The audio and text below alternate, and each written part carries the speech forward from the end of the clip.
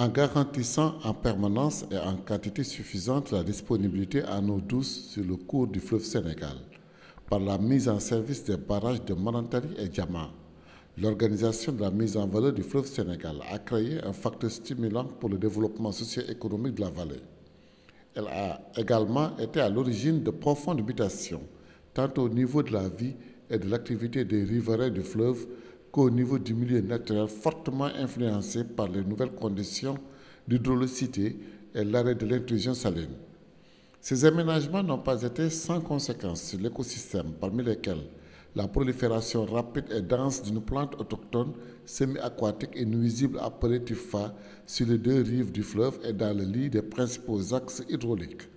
Cette plante a provoqué des obstructions prononcées au niveau des différents systèmes hydrauliques, notamment dans les zones hydro-agricoles de la basse vallée et du delta du fleuve. Cette situation crée aussi des conditions propices au développement des maladies hydriques. Le pourrissement des tiges des végétaux et l'envasement altèrent considérablement la qualité de l'eau, contribuant ainsi à l'aggravation des conditions sanitaires des populations rurales. Les zones de développement des plantes aquatiques constituent des lieux privilégiés pour la prolifération des oiseaux granivores, particulièrement nuisibles aux cultures rizicoles.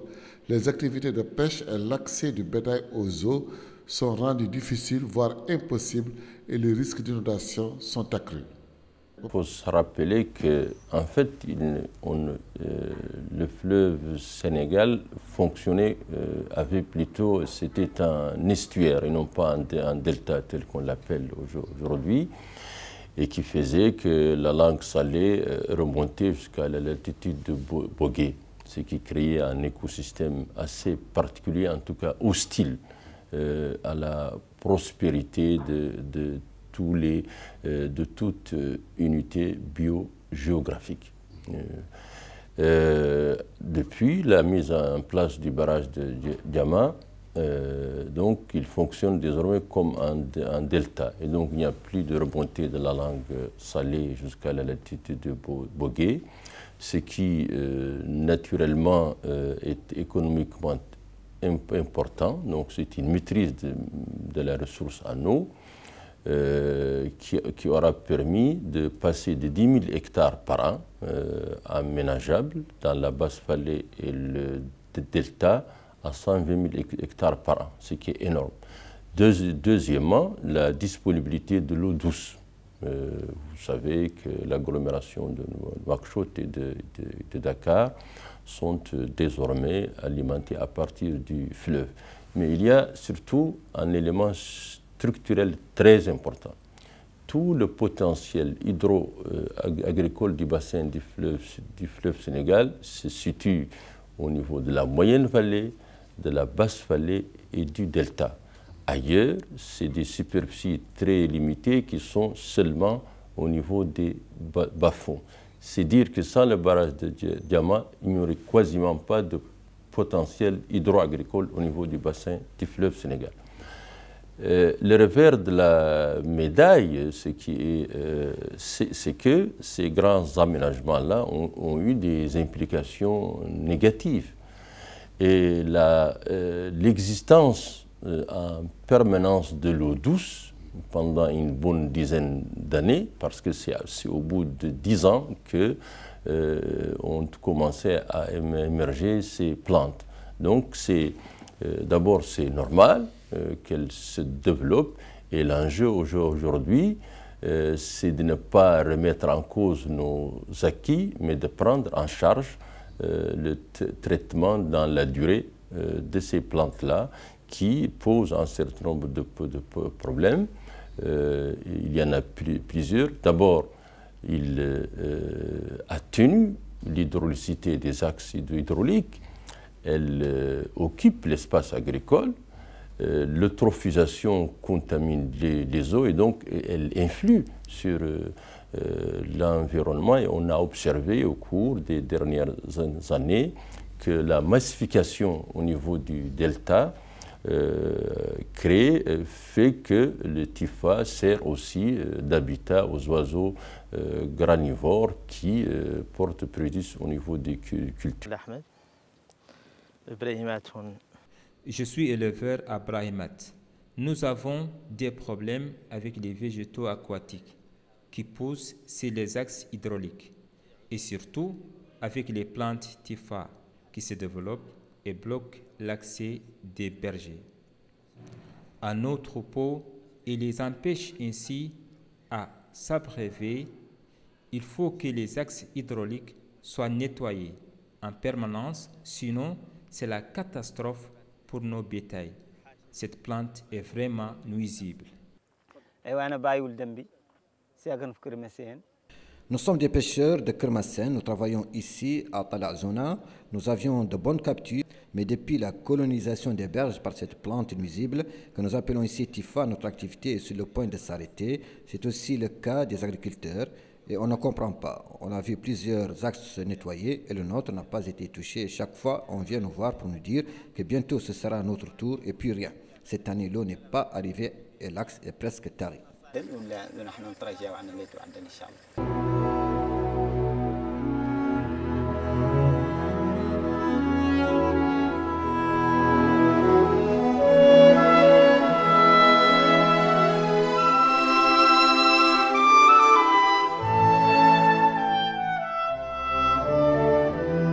On s'est rendu compte que c'est une plante d'abord qui pousse dans l'eau. Pour qu'elle pousse, il faut qu'elle ait une certaine lame d'eau en continu et d'eau douce. Et donc, cette lame d'eau, comme je l'ai dit, a été disponibilisée grâce à la mise en eau du barrage de Diama. Et elle se développe et se propage très rapidement parce que son pollen est propagé par le vent. Et donc, comme vous le savez, le vent il a une capacité de propagation qui est énorme. Des études qui ont été réalisées montrent toutes qu'il y a une manière de couper cette plante et qui l'empêche de se développer, tout au plus dans des délais très rapides. Et donc, nous nous sommes attelés à expérimenter ces différentes techniques de coupe avec nos partenaires néerlandais. Et toutes ces expérimentations nous ont montré que si nous avons une hauteur de 2,50 m, que le développement de cette plante devient très difficile. Je dis, on ne peut pas dire qu'elle ne va plus se développer, mais en tout cas, elle met beaucoup de temps pour se développer et donc permet aux populations, aux bénéficiaires, aux usagers, aux services techniques concernés de s'organiser pour empêcher un développement aussi massif. Cet axe alimente le lac Requise et l'ensemble des périmètres agricoles. Il a été investi par cette plante envahissante nuisible que nous appelons Tifa. Par nos propres moyens, nous avons essayé à faire une ouverture d'une largeur de 8 à 10 en coupant les Tifa pour permettre à l'eau de couler vers nos périmètres agricoles. Mais cette plante est difficile à stopper son développement. Il faut des gros moyens vraiment pour ralentir sa croissance. Avec l'intervention de faux cadrage que l'OMVS réalisé sur certains axes hydrauliques a permis l'écoulement normal de l'eau. Le Tifa est vraiment un fléau ici. Nous avons eu des équipements donnés par l'OMVS pour nous aider à couper cette plante. Certes, ça nous aide, mais parfois pour pouvoir venir à bout du Tifa, il faut aller jusqu'aux racines. Et là, il faut des machines adaptées, car si on ne déracine pas la plante, elle repousse rapidement. Nous remercions l'OMVS pour ces outils et nous lui demandons de nous aider encore plus pour stopper l'évolution de cette plante nuisible. En même temps, dans notre village, nous souffrons de la prolifération du Tifa, qui constitue notre principale préoccupation. Cette plante empêche l'activité de pêche, pollue l'eau, gêne l'activité agricole. Sa présence favorise le développement des maladies hydriques, notamment la bilharziose et le paludisme. Elle devient endémique, sans oublier que nos troupeaux ne peuvent plus atteindre la berge pour s'abreuver. Notre fontaine n'a fonctionné que durant 3 mois et l'eau ici est polluée par cette plante que rien n'arrête son développement. Donc c'est une difficulté. C'est le problème principal. Voilà plusieurs années que nous sommes confrontés à ce problème de végétaux aquatiques et particulièrement le Tifa. Cette plante nuisible, envahissante, nous pénalise en bloquant la circulation au niveau des axes hydrauliques et ralentit la remontée de l'eau.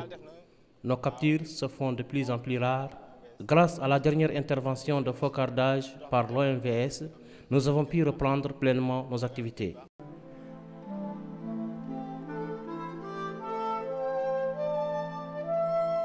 Une approche participative a été soutenue pour impliquer les populations riveraines dans la lutte contre le tufa par la création d'associations de suivi et de maintenance des axes hydrauliques après les grandes opérations de nettoyage et de coupe de végétaux aquatiques. Des études relatives à l'évolution et au développement du tufa et de son impact sur l'environnement sont régulièrement menées. Par rapport donc au suivi de l'évolution de cette plante aquatique, donc le tufa, au niveau de l'OMVS, évidemment, il y a aujourd'hui la direction de l'environnement et du développement durable, mais avant ça, il y avait aussi l'Observatoire de l'environnement qui a été créé depuis 2000, qui a évolué en tant qu'observatoire jusqu'en 2010. Et donc, c'est en décembre 2010 que la direction de l'environnement a été créée. Mais vous savez, l'observatoire, c'est un système de réseau de collecte et de traitement de données. Et jusqu'à présent, donc, le dispositif de l'observatoire est là, inséré au niveau de la direction. Au niveau de manière générale, dans le suivi, donc, il y a ce réseau avec des points focaux au niveau des États qui collectent régulièrement les informations. Mais vous comprenez que pour le tufa, il nous faut utiliser d'autres méthodes. Donc aujourd'hui, de télédétection, de systèmes d'information géographique. Et nous avons un partenariat avec l'Université Arizona aux États-Unis qui nous a appuyé dans la mise en place d'une cellule de télédétection et de systèmes d'information géographique qui nous permet donc d'avoir des images MODIS chaque jour donc, que nous téléchargeons donc, sur le site de la NASA et qui nous permet de faire des traitements de ces images MODIS pour pouvoir sortir des cartes qui peuvent nous montrer en fait l'évolution. Bon, évidemment, il y a souvent des missions de terrain qui sont organisées pour contrôler et vérifier le traitement de ces images-là pour avoir des données assez exactes. Un suivi régulier qui se fait et qui peut permettre donc de voir comment cette plante évolue. À partir du moment où les projets tests de lutte qu'on a eu à mener ont donné des résultats assez satisfaisants, je pense que je vais dire qu'aujourd'hui la situation elle est préoccupante. Elle n'est pas peut-être inquiétante parce que nous connaissons les solutions qu'il faut, mais maintenant, comme j'ai dit, il faut trouver les moyens pour, disons, appliquer ces solutions. L'organisation pour la mise en valeur du fleuve Sénégal, et c'est important, ne travaille plus de façon sectorisée. Donc on a défini, il y a 3 ans déjà, une vision à long terme de prise en charge de l'ensemble des problématiques environnementales au niveau du bassin du fleuve Sénégal. C'est ce qu'on appelle le plan d'action stratégique avec un horizon temporel de finalisation à 2030. On sait exactement la radioscopie du fleuve d'ici à 2030. Dans le cadre de ce PAS, bien entendu, il y a des problématiques environnementales urgentes. Et le tufa a été inscrit comme priorité. On se concentre sur la lutte mécanique au niveau des actes. J'espère que vous les avez visités. C'est un travail coûteux, mais un travail efficace. Donc la priorité est donnée aux axes hydrauliques au niveau du bassin du fleuve Sénégal. Et aujourd'hui, on a de très bons résultats. Le deuxième axe, c'est d'organiser les bénéficiaires au niveau du bassin du fleuve Sénégal pour la maintenance et l'entretien de ces axes. Donc la structuration des populations à la base, mais pas seulement. Il faut aussi leur donner les moyens pour assurer cette mission. À l'Iguer, le tufa a envahi tout. On ne peut plus accéder à l'eau pour pêcher, les pirogues sont bloquées et plus de place pour jeter nos filets. On était sur le point même d'abandonner notre activité. Heureusement, avec le focardage entrepris par l'OMVS, nous pouvons reprendre notre activité. Nous remercions l'OMVS, sans elle, on était vraiment bloqué. Cette plante est vraiment nuisible. Le tufa repousse toujours plus dur, plus compact. Il faut penser à une maintenance permanente. tous les 3 ou 6 mois pour faire une coupe. Sinon, une fois qu'il a atteint sa maturité, il sera extrêmement difficile à maîtriser son développement et ça va coûter plus cher pour venir à bout. En tout cas, depuis les dernières interventions de faux cadrage de l'OMVS sur ces axes hydrauliques, le problème de l'eau ne se pose plus à nous. À Gani, les populations vivent grâce au fleuve et nous avons décidé, avec l'appui de l'OMVS, de créer une association des usagers de l'eau. Notre association participe à la maintenance des axes hydrauliques après les grandes opérations de nettoyage que les services de l'OMVS ont réalisées. Nous avons bénéficié à cet effet d'outils pour la coupe du TIFA. Plusieurs expériences et luttes pour arrêter le développement du TIFA ont été mises en œuvre avec des résultats mitigés. Aujourd'hui, un espoir est né avec l'expérience des polders des Pays-Bas. Les études réalisées par l'OMVS sur cette expérience appliquée à la lutte contre le TIFA font naître des perspectives positives dans ce domaine.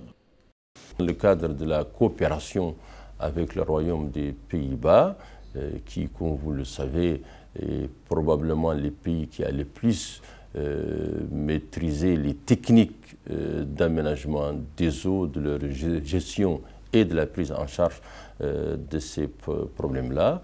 Nous nous orientions, donc au niveau des axes et la lutte mécanique, par ailleurs, on va expérimenter ce qu'on appelle la technique des polders, et si elle donne des résultats fiables, nous allons la généraliser au niveau du delta en particulier. L'OMVS a lancé une requête sur le niveau de notre gouvernement pour introduire des polders sur toute la longueur du fleuve Sénégal. Une étude a montré qu'il y a en effet beaucoup de sites. Vous voyez ici les lettres A, C, B, etc., jusqu'à Richard-Toll V. Toute cette zone sont des endroits qui en effet peut être réalisés en polder. Pendant l'étude que nous avons effectuée, on a se concentré maintenant sur le niveau autour de Rosso et Richard-Toll. Sur le polder O ici à Sénégal, le P à Mauritanie, Q à Sénégal, RS, TUV, nous sommes en train de faire des études de détail pour en effet regarder le coût du handicament, la possibilité du production que nous avons proposée et également pour regarder que la population riveraine pourra en effet prendre une place dans cette polder. Il existe déjà des digues à côté de rive droite et rive gauche qui sont de temps en temps très loin de lit mineur. Et entre le digue et le lit mineur, il y a un terrain qui est actuellement complètement inondé. Et dans ce terrain, le TIFA se produit très bien. Alors là, normalement, la profondeur de l'eau est entre 2,50 m et 1 m, sur le berge et moins, à côté du lit mineur. Et l'idée était qu'on voudra construire sur le berge du lit mineur un digue encore, qui enclôture en principe le lit mineur, mais laisse un espace entre le grand digue qui existe maintenant pour en effet drainer. Alors, et là, on entre dans le principe d'un polder. On encercle une partie de cuvette, on pompe, on enlève l'eau et on a un terrain très bon, avec des sols qui sont comparables pour faire de riziculture, de pisciculture. Alors, il y a beaucoup de possibilités. La seconde phase quinquennale doit démarrer dans le courant du second semestre 2013 et l'idée c'est que d'ici à 2018 qu'on arrive non pas à, en fait, on espère éradiquer mais au moins à contrôler l'évolution du paludisme en particulier. Et c'est cette offensive santé qui fait qu'aujourd'hui il n'y a pas un foyer au niveau du bassin du fleuve Sénégal qui n'a pas été touché par une action, soit dans le domaine de la santé, soit dans le domaine de l'agriculture, soit dans le domaine de la pêche. Et c'est ça le sens de toute cette stratégie-là qui vise en effet à améliorer de façon sensible les conditions de vie des habitants de la vallée du fleuve Sénégal.